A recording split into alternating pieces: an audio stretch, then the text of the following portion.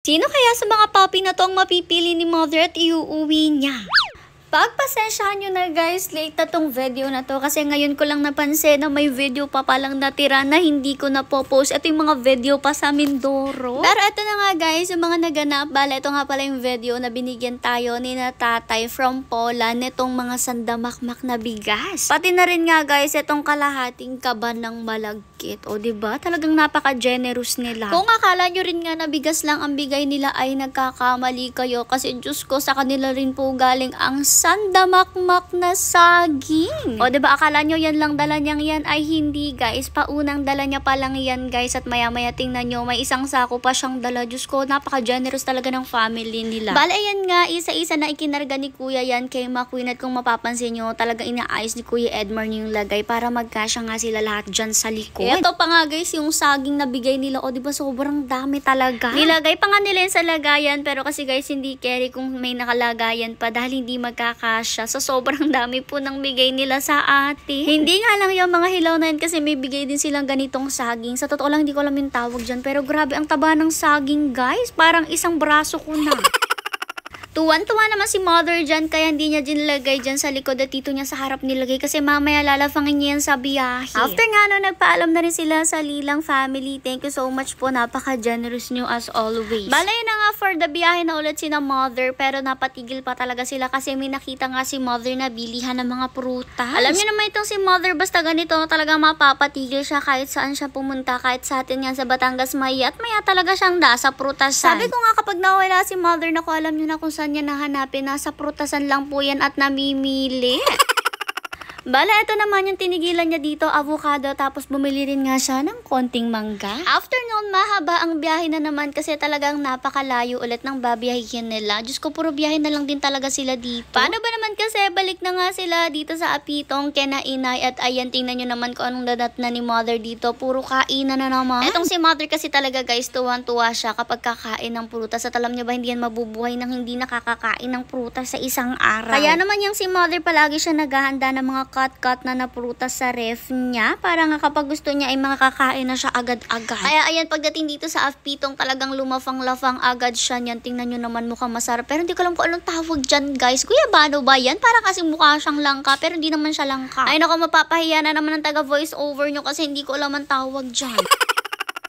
Anyways, ayun na nga, dito naman sunod na pumunta si na mother kay na Tito Abet. Syempre, present dito si Leon at si Tiger. Dumaan nga lang sila dito at sakto naman si Tito Abe ay nagpapakain nga dito sa mga sisiw niya. Pumipili nga kasi si Tito Abe or nagtabi siya ng ilan-ilan na mga itlog tapos siya nga yung nagpapisa. Diyan na rin niya pinapisayan guys. Ang galing diba, siya na mismo yung nagpisa at hindi na rin nga pinawarm doon sa kanyang mga chicken. Noong huling punta nga ni na mother dito sa Mindoro, Diyos ko talaga mga itlog pa sila pero ngayon tingnan nyo ang cute na. Sunod naman pumunta itong si mother dito kay na Tito Imbeng. Tingnan niyo naman ang kanilang nadatnan. O, diba may mga cute na mga tuta. Kaya si mother ay tuwang-tuwa na naman at pinaghahawakan yung mga yan. Yung iba nga mga puppies mukhang takot sila pero yung iba tingnan nyo ang galing sumalubong at nakakatuwa kasi iba't ibang kulay sila. Imagine yung magkakapatid may itim tapos may caramel. Syempre alam niyo man si mother makakita ng ganyan hindi pwedeng hindi niya ipagkikikis ang mga yan kasi alam niyo naman ang mga tuta ang babango. Ang cute rin nga ng mga tutang to guys at in fairness napaka-friendly rin nila at ang liliit. Ay Diyos ko, parang namimili na nga si mother dyan ng iuwi sa Batangas. Ewan ko ba kay mother gustong-gusto niya ng mga tuta pero hindi naman po talaga siya nagpapaanak sa ating pack members. Ay nako, kayo na yung mag-convince sa kanya. Sabihin nyo paanakin niya kahit si Snow White lang or si Chanel or si Mustang. Para naman may puppies na ulit tayo. Diyos ko, nakakamiss rin kasi talaga magkaroon ng puppies. Yung mga ang cute at ang kukulit.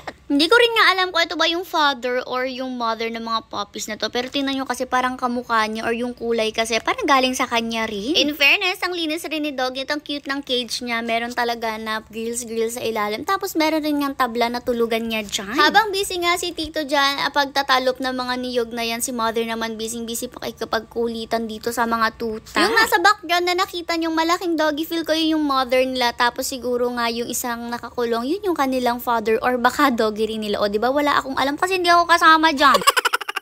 Basta ang alam ko, ang cute ng mga tuta na to at nainis ako kasi hindi nag-uwi si mother ng isa. Anyways, ito naman yung idinaya talaga nila dito guys sa mga niyog-niyog na yan. Kaya naman yan din yung inantay nga nila. After nga noon, balik na ulit sila dito kay na Tito Abe at ayan, tingnan nyo kung anong dala nila guys. Binubuksan ni na mother yan. Diyos ko kung ano talaga nakukuha nila sa mga pinupuntahan nila. Ito nga first time lang din daw nakakita ni mother nito at hindi pa nga daw siya nakakakain kailanman. Pero itong kakainin niya nakakain na siya noon. Diba kung ano nung kinakain mamaya malaso na tong lokang to.